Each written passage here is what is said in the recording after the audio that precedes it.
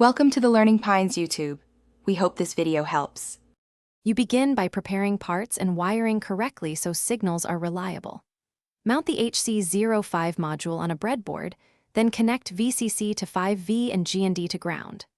Once done, cross TX and RX, TX from module to Arduino RX, RX to Arduino TX, and add a voltage divider on the module RX to avoid 5V damage. Make sure the module enters at mode if you need to change default baud or the device name before moving on. Next, you load a test sketch to verify communication. Use software serial when hardware UART is occupied. Declare RX/TX pins and initialize with the module baud rate, commonly 9600. Once uploaded, the sketch should echo characters received over Bluetooth back to the serial monitor so you can confirm two-way data flow. Make sure the Arduino serial monitor is set to the same baud and line ending options so you don't confuse new line characters.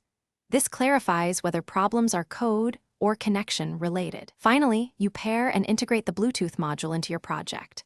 From your phone or PC, scan and pair using the module PIN, typically 1234 or 0000, and watch the module LED change from fast blink to slow blink or steady when connected. Then merge Bluetooth reads into your main sketch, adding timeouts and explicit error handling so stalled reads don't freeze your program. If nothing works, check wiring, ensure baud rates match, confirm the module isn't stuck in at mode, and verify stable 5V power. Thanks for watching. Consider subscribing if we helped you.